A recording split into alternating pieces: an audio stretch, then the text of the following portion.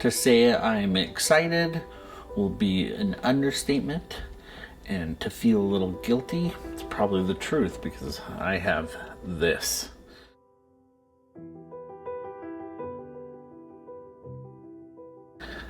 My new toy, my EOS R5, and I'm going to talk about why I ordered this after all the controversy and why I've kept my order. After hearing all about the overheating and all that drama and why I think it's going to be a good kick. I haven't used it, haven't tried it, but we'll unbox it and talk about why I chose it. And ironically, I'm filming on my GH5 right here.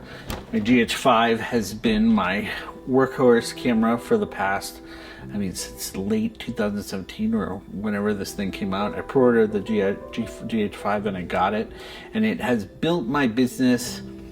It has built my business so much so that I can buy another camera, but it's put food on the table and has been a flawless workhorse since I got it.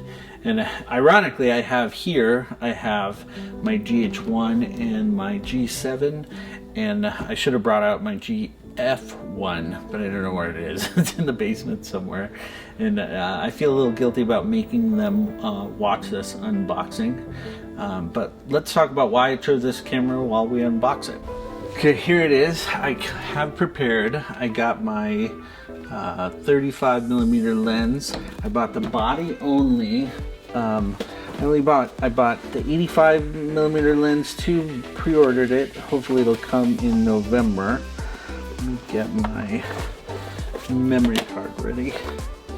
So I love the GH5. It's been really such a great camera for stills and video that I didn't want to get something that wasn't going to be better than it.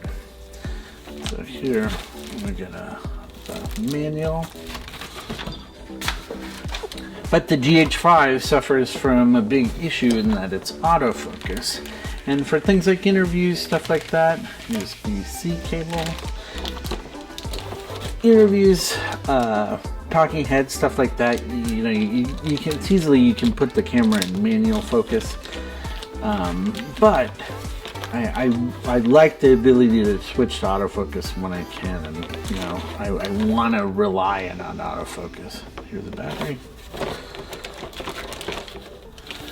But the things I loved about the GH5 are the IBIS, the stabilization, the 4K 60, being able to shoot, run and gun, the weather seal, all that has been, really great.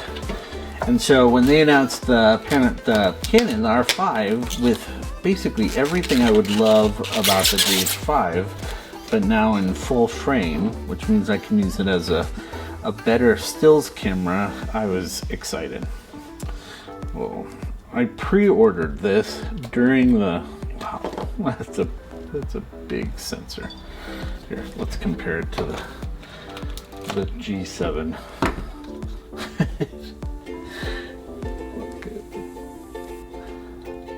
I pre-ordered the R5 right when it was announced, right during the Canon announcement, and I was worried. I was worried hearing all the overheating and issues that people were having, the testers were having, because mainly I want this for high quality 4K at 60. Oh, that feels good. And I hope this gives it to me, because the Panasonic, the GH5 has been bulletproof in giving me that. And then, the battery life, everything has made the Panasonic such a great choice for building my business. Put this in, shut this off. Right away I could tell it's a much, much bigger camera than the GH5 and the glass. Look at this. So we'll see. We'll see if this will do it. I have here a 128 gigabyte card for my R5. I bought a small rig cage for it. I really like the small rigs. We'll see. Let's turn it on. Talk a little bit about history. So I actually started with the Panasonic GF1. This is the GH1. But actually, 3 years ago I used this as a B cam, so it was still functional. God knows how it is. GF1, took stills, did video, was a really great travel camera that I still have, but my son, when he was 2, put it in the toilet and tried to use it like a tea bag. So I used the GH5 for a lot of my YouTube videos, some client work, some really cool videos that I can't show people, some really cool videos with at my former job that I can't show people, and it was a workhorse. Then, you know, I started getting more into video, doing more client work, and I bought the G7. And the G7 for me was a great all-around camera. I could do 60 at 1080, no IBIS, but you know, I would throw it on a shoulder rig, and it did a ton of events, ton of photo work. Really kind of paved my business, that I felt comfortable offering video services to anybody who needed it. And what's funny is the G7 I would twin with a Sony RX100 Mark III that I still have downstairs, and those would be the cameras that I would go shoot client work in. So I got my GH5, which I'm filming me on. It would have kept me with Micro Four Thirds. It really comes down to autofocus and the stills performance.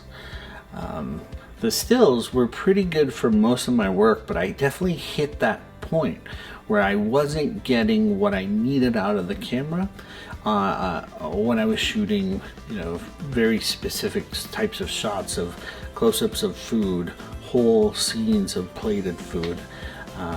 That really felt like full frame was going to be the right choice for me. And then the autofocus, flying a gimbal with these, they're great, they're light, but you can't rely on the autofocus to not hunt. And you know, I swear I've even built in that little hunting that the GH5 does into my edits to make it look almost like a transition, and I want to get away from that.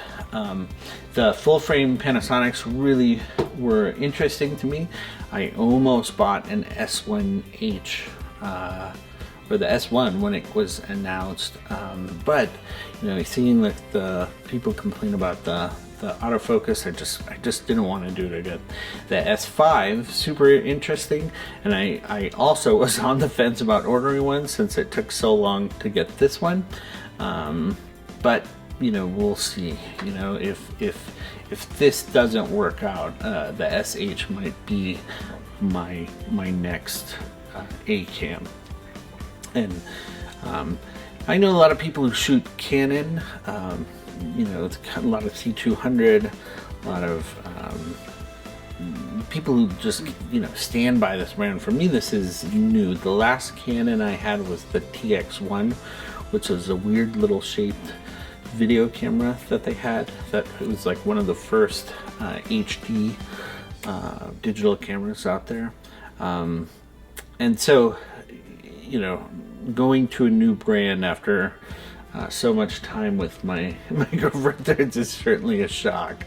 And you know, Panasonic, I will still, you know, love you, and you know, my GH5 is like one of my children, and I look forward to seeing what the GH6 will offer. But I think it was time to step up to a full frame. So I want to tell you about my GH5 rig. We're gonna start up top. Some of this you may have seen. This is the Field World 7-inch monitor with the Sony battery. I have the Rode Video Micro. I have the Video Mic Pro. And then I have the camera in a small rig cage with a wood handle. I sometimes take it out of the cage when I travel, but pretty much this is how I grab it and go. See, my baby's been through a lot. this is wearing out on this handle. So I'm essentially going to transpose this rig to the R5. So I got the small rig cage on. I got the Peak Design little tails, and now I'm going to rig it out. So now I harvested some of the main components for my GH5 rig, mainly because, you know, I have some backup pieces that I'm going to kind of re-rig my GH5. So this is my GH5 cage, my old top handle that I'll put on that. This is my small rig handle that I'll use. Who else has a messy desk? I do. Thank you. Perfect.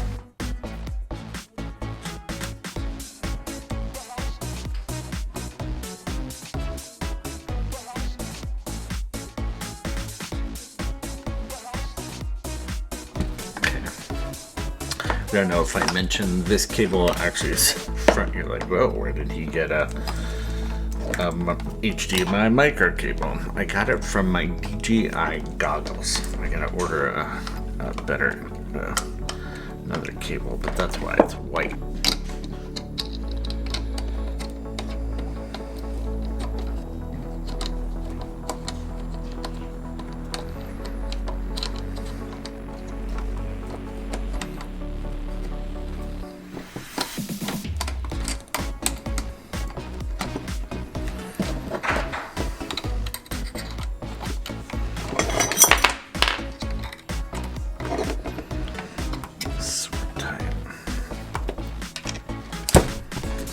So it is offset here. This is a, you know, so it's not going to be flat. So you'll see how I deal with that. And I do like how this protects the HDMI. Let's see how we get the mic in there now. For the road, I clip that right here on top of my mic. This might be a problem. This might be a problem, might be too close. Mic's connected. Let's power it up.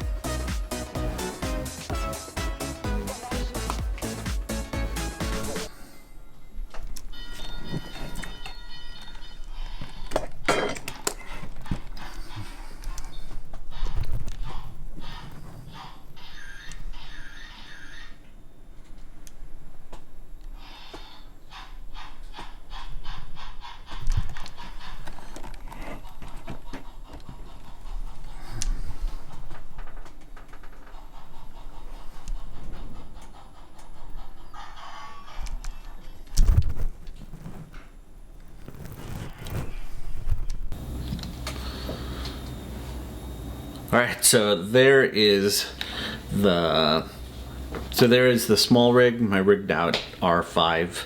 On my GH5, I've been used to shooting like that for a long time, so I'm excited to take the R5 on a couple of shoots that I have coming up next week. If you have any questions about the cage or any of the pieces, feel free to ask in the comments. Thanks for watching.